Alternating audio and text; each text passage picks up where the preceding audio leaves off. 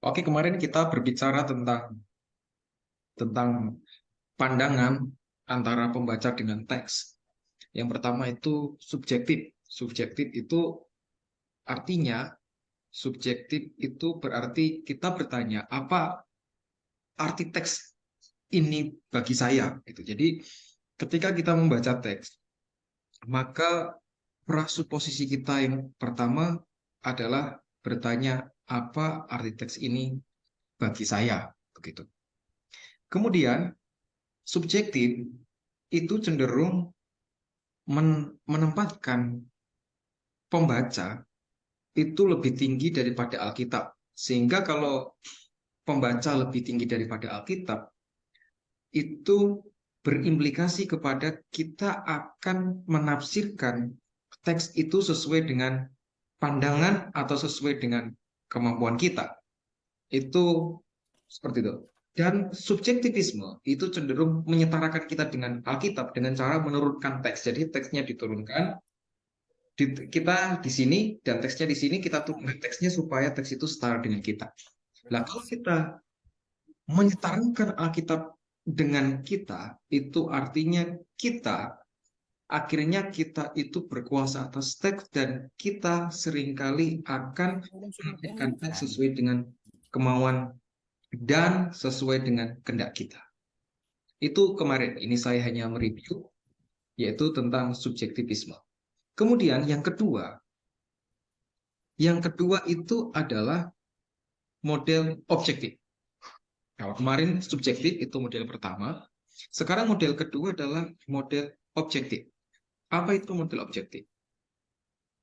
Objektif, konsep kuncinya adalah pandangan ini berkata bahwa fakta-fakta dari suatu teks akan jelas kepada siapa saja yang membacanya secara benar dan objektif.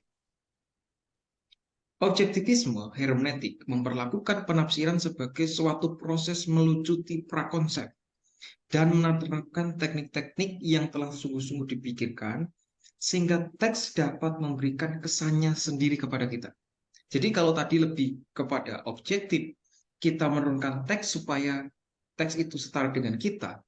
Tetapi kalau objektif, ini memiliki nilai yang lebih lebih meluas, lebih lebih objektif gitu. Artinya kalau objektif, prasuposisinya adalah orang bisa membaca suatu teks secara objektif tanpa bias atau konsep yang mempengaruhi eksegesisnya. Jadi mereka menilai ada satu penafsiran yang benar.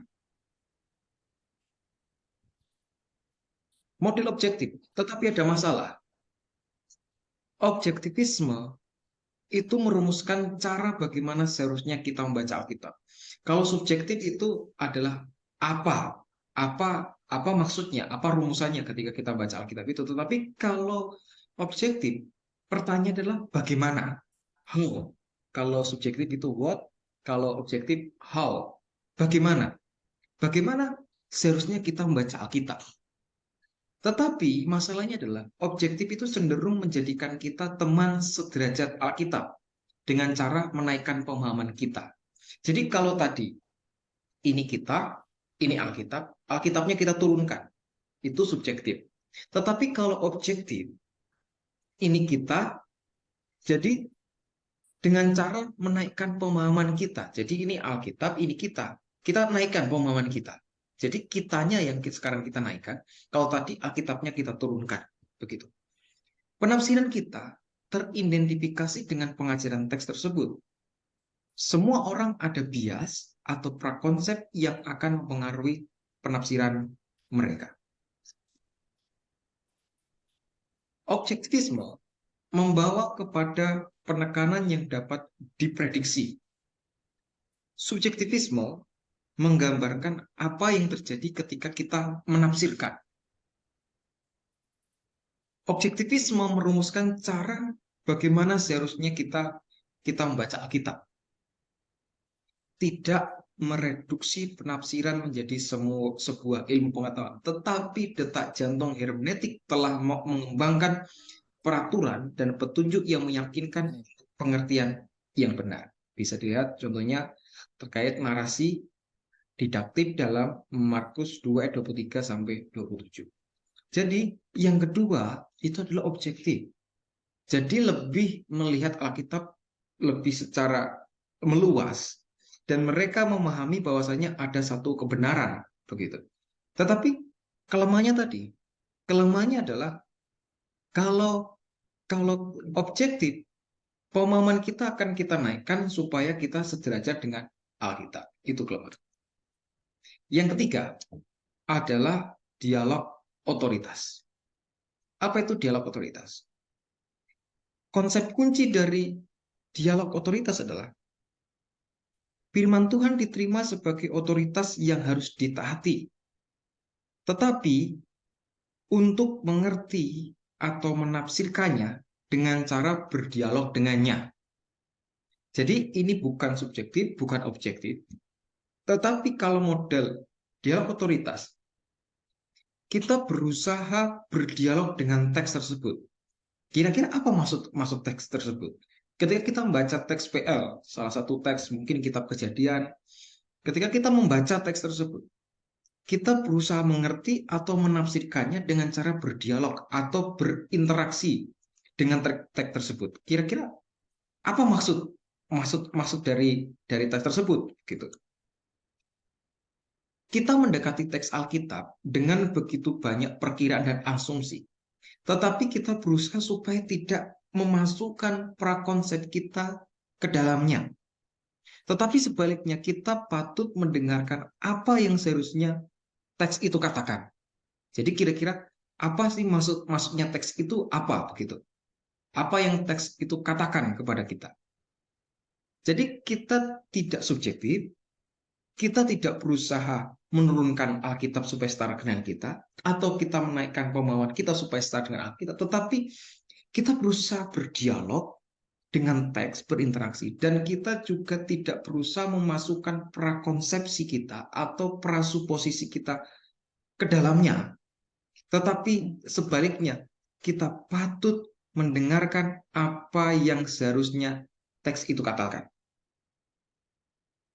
Metode hermeneutik kita adalah alat untuk menolong kita berdialog dengan teks tersebut. Jadi ada alat yang menolong kita untuk kita bisa berdialog dengan teks tersebut.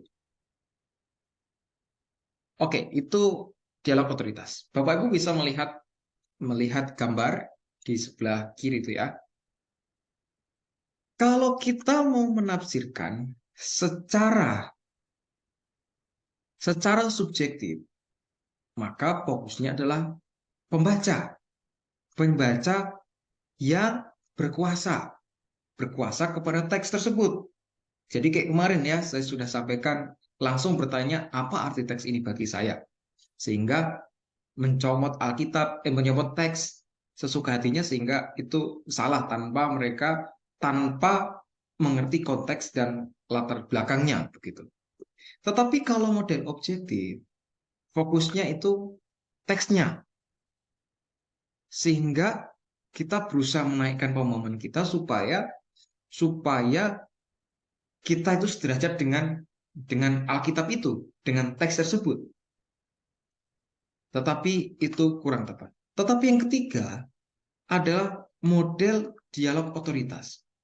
Model dialog otoritas itu si pembaca dengan teks ini mereka saling berdialog.